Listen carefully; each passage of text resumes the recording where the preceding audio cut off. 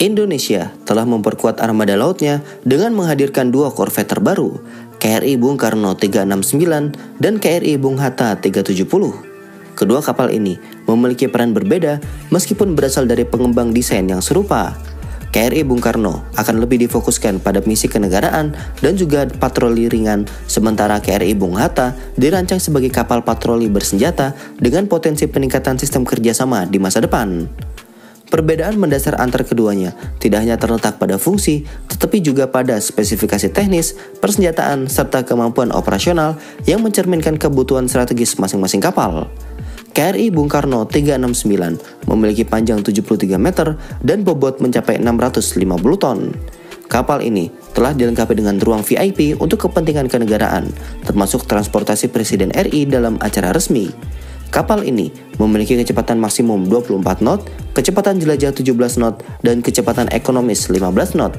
Dengan endurance perjalanan selama 7 hari, kapal mampu berlayar dalam waktu yang cukup lama untuk mendukung misi diplomasi dan pengamanan perairan teritorial Indonesia.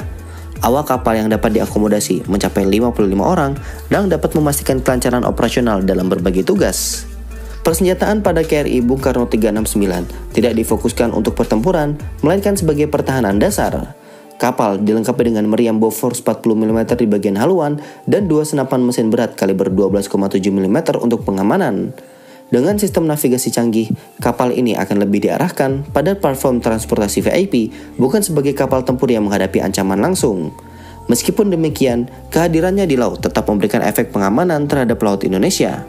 Berbeda dengan KRI Bung Karno, KRI Bung Hatta sendiri memiliki panjang lebih besar, mencapai 80,3 meter.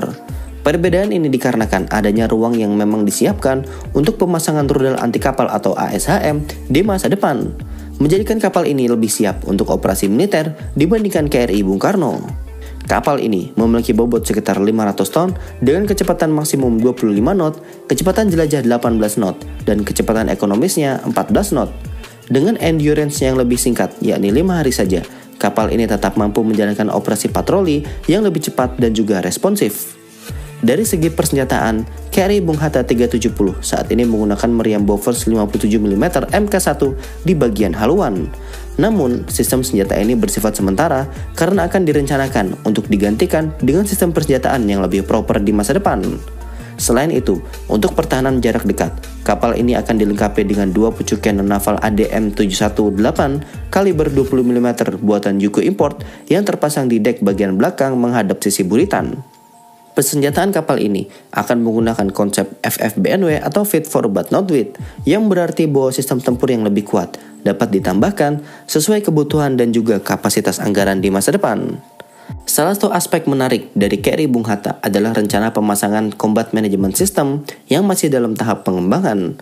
Untuk jenis rudal anti kapal yang akan dipasang pada kapal ini juga belum diumumkan. Umumnya, jenis rudal dapat diketahui setelah CMS terintegrasi sepenuhnya dengan sistem kapal. Ini menunjukkan bahwa kapal ini dirancang dengan fleksibilitas untuk menyesuaikan kebutuhan pertahanan Indonesia di masa depan. Dari segi kapasitas personel, KRI Bung Hatta 370 mampu menampung hingga 82 orang. Jumlah yang lebih banyak jika dibandingkan dengan KRI Bung Karno 369 yang hanya dapat membawa 55 orang. Hal ini menunjukkan bahwa KRI Bung Hatta dipersiapkan untuk misi dengan personel lebih banyak, mengingat adanya kemungkinan pengoperasian sistem senjata yang lebih kompleks di masa mendatang. Perbandingan lainnya terletak pada fungsi kapal. KRI Bung Karno lebih fokus untuk misi diplomasi, patroli ringan, transportasi kepresidenan, sementara KRI Bung Hatta 370 memiliki potensi menjadi kapal patroli tempur yang dapat dipersenjatai dengan rudal dan sistem pertahanan udara di masa depan. Dengan perbedaan ini, Indonesia memiliki kombinasi kapal yang dapat digunakan dalam berbagai skenario operasi di laut. Meskipun saat ini persenjataan pada KRI Bung Hatta 370 masih bersifat sementara, rencana peningkatan sistem senjata di kapal ini telah menunjukkan bahwa Indonesia semakin serius dalam memperkuat armada kapal perangnya.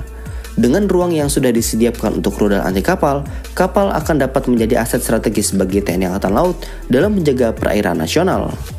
Sementara itu, KRI Bung Karno 369 tetap memiliki peran yang penting meskipun tidak dipersenjatai sekuat KRI Bung Hatta.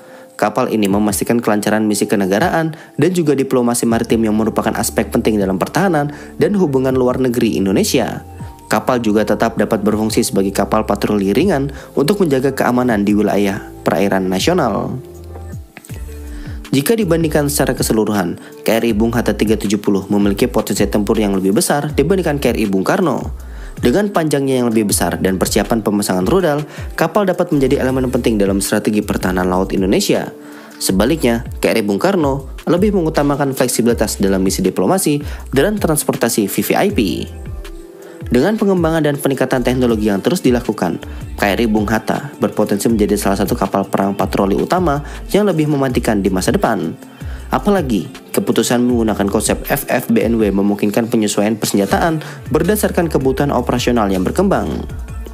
Meskipun kedua kapal ini memiliki perbedaan yang cukup signifikan dalam hal peran dan persenjataan, keduanya dibangun dengan desain yang lebih modern dengan korvet-korvet lama TNI Angkatan Laut. Dengan dimensi yang lebih besar dan ruang yang telah dipersiapkan untuk penguatan sistem persenjataan ataupun sistem manajemen tempur, KRI Bung Hatta berpotensi menjadi kapal perang yang lebih fleksibel dan siap menghadapi ancaman maritim modern. Korvet jenis ini kemungkinan besar akan melengkapi jajaran korvet yang dimiliki oleh TNI Angkatan Laut sebelumnya, terutama perlahan menggantikan peran dari korvet kelas Parsim yang sudah berusia sangat tua. Korvet kelas Parsim, yang merupakan peninggalan era Perang Dingin, telah digunakan oleh TNI Angkatan Laut selama beberapa dekade dan kini menghadapi tantangan dalam hal pemeliharaan serta kesiapan operasionalnya. Namun, konfirmasi mengenai penggantian kelas Parsim oleh korvet Bung Karno dan Bung Hatta juga belum bisa dipastikan sepenuhnya. Karena sampai saat ini, beberapa unit Parsim masih eksis dioperasikan oleh TNI Angkatan Laut meskipun kapal korvet baru telah diluncurkan. Mungkin setelah kapal korvet baru dilengkapi dengan persenjataan, barulah perlahan Parsim bisa dipensiunkan. Hal ini menunjukkan bahwa proses modernisasi armada dilakukan secara bertahap sambil tetap mempertahankan kapal-kapal lama yang masih dianggap layak operasional. Jika memang KRI Bung Hatta dan kapal sejenisnya ditunjukkan untuk mengganti Parsim, maka modernisasi sistem senjata dan sensor harus menjadi prioritas. Dengan pengadopsian teknologi terbaru, kapal-kapal ini dapat berfungsi lebih baik dalam peran pengawasan perairan, peperangan anti kapal permukaan, serta pertahanan maritim di kawasan perairan Indonesia.